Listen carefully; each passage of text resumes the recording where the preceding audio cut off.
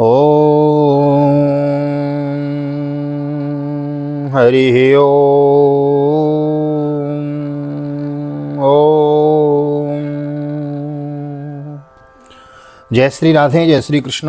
आप सभी को हृदय से प्यार भरी राधे राधे। और कैसे हैं आप सब? आशा करते हैं ठाकुर श्री राधा माधव की कृपा से आप सब कुशल मंगल होंगे और भगवान की भक्ति में लीन होंगे। मैं राधेश्याम वशिष्ठ नित्य की भांति आपको ले चलता हूँ भगवान की भक्ति की कथाओं की ओर। आज है एकादशी और आज है आमल की एकादशी, ब्रज में जिसको रंग भरनी एकादशी के नाम से भी जानते हैं। तो ब्रज में आज रंग भरनी एकादशी बड़े धूमधाम से मनाई जा रही है। वृंदावन में बड़ी भव्य दिव्य भारी परिक्रमा लगती है और महाराज वृंदावन की परिक्रमा की जो रास्ते हैं उन पर 1-1, 2-2 इंची मोटी गुलाल की चादर ऐसी बिछ जाती है, बहुत रंग बरसता है। तो आप सभी को भी आमल की एकादशी, रंग भरनी एकादशी की श्रीधाम वृंदावन से बहुत बहुत बधाई, बहुत बहुत शुभकामनाएं। मैं राधेश्याम वशिष्ठ नित्य की भांति आपका स्वागत करता हूं, ले चलता हूं आज की एकादशी की पावन कथा प्रसंग में। तो आइए सर्वप्रथम जय जयकार करेंगे। बोलो एकादशी महोत्सव की जय। एक बार की बात है, मानधाता ऋषि बोले कि हे वशिष्ठ जी, यदि आप मुझ पर प्रसन्न हैं तो ऐसे व्रत की कथा कहो जिससे मेरा कल्याण हो जाए। महर्षि वशिष्ठ जी बोले, हे राजन, सब व्रतों में उत्तम और अंत में मोक्ष देने वाला आमल की व्रत एकादशी का वर्णन मैं करता हूँ। यह फाल्गुन माह शुक्ल पक्ष में होता है।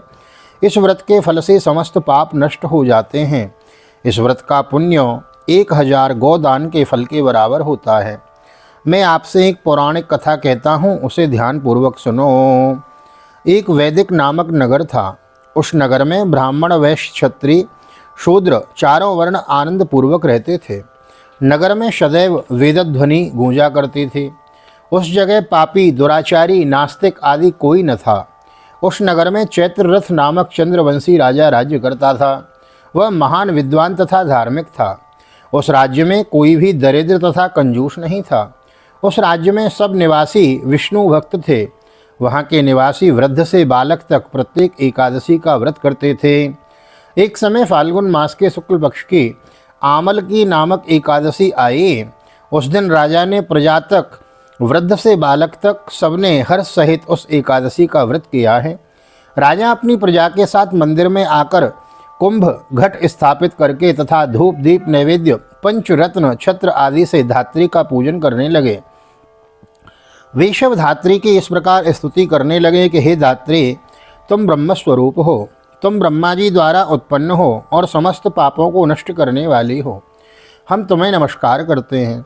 अब तुम मेरा अर्घ स्वीकार करो। तुम श्री रामचंद्र जी के द्वारा सम्मानित हो। मैं आपकी प्रार्थना करता हूँ, मेरे समस्त पापों का हरण कीजिए। उस देवालय में रात्रि को सबने जागरण किया। रात्रि के समय उस जगह एक बहेलिया आया। वह महापापी तथा दुराचारी था। अपने कुटुंब का पालन वह जीव हिंसा करके करता था। वह भूख प्यास में से अत्यंत व्याकुल था। कुछ भोजन इच्छा से मंदिर के एक कोने में बैठ गया। उस जगह विष्णु भगवान की कथा तथा एकादशी महात्म सुनने लगा। इस प्रकार उस बहेलिया ने समस्त रात्रि को अन्य लोगों के साथ जागरण कर व्यतीत की।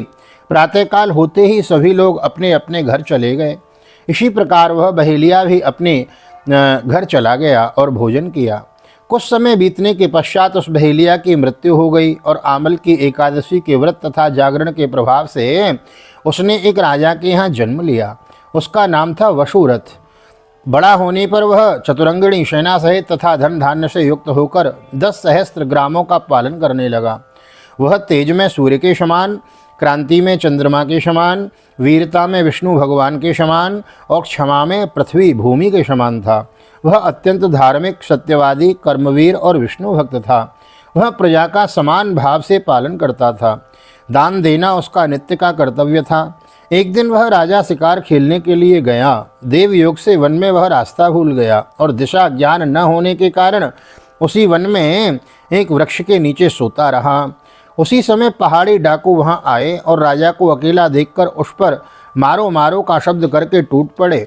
वह डाकू कहने लगे कि इस दुष्ट राजा ने हमारे माता पिता, पुत्र पौत्र आदि संबंधियों को मारा है तथा देश से निकाल दिया।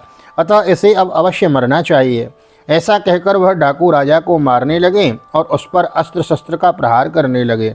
उनके अस्त्र शस्त्र राजा के शरीर पर गिरते ही नष्ट हो जाते और राजा को पुष्पों के समान प्रतीत होते। उन डाकुओं के अस्त्र शस्त्र उन पर उल्टा प्रहार करने लगे, जिससे वे मूर्छित हो गए। उस समय राजा के शरीर से एक दिव्य देवी प्रकट हुई। वह देवी अत्यंत सुंदर थी तथा सुंदर वस्त्रों और आभूषणों से अलंकृत थी। उसकी भ्रुकुटी टेढ़ी थी, उसकी आँखों से लाल लाल अग्नि निकल रही थी। वह उस समय दूसरे काल के समान प्रतीत होती थी। वह उन डाकुओं को मारने दौड़ी और समस्त डाकुओं को काल के गाल में पहुंचा दिया। जब राजा जगा तब इन डाकुओं को मरा हुआ देखकर सोचने लगा कि इन शत्रुओं को किसने मारा है, मेरा इस वन में कौन हितैषी रहता है। जब वह राजा ऐसा विचार कर ही रहा था तभी आकाशवाणी हुई कि हे राजन, इस संसार में विष्णु भगवान के अतिरिक्त तेरी कौन रक्षा कर सकता है। इस आकाशवाणी को सुनकर राजा अपने नगर को वापस हो गया और सुखपूर्वक राज करने लगा। महर्षि वशिष्ठ जी बोले, हे राजन, यह सब आमल की एकादशी के व्रत का प्रभाव है। जो मनुष्य एक आमल की एकादशी का व्रत भी करते हैं वह प्रत्येक कार्य में सफल होते हैं और अंत में भगवान विष्णु के धाम को, विष्णु लोक को जाते हैं। तो महाराज, यह आमल की एकादशी की कथा हम आपने आज विस्तार पूर्वक श्रवण करी है। तो कमेंट में लिख दी मैं आमल की एकादशी महोत्सव की जय।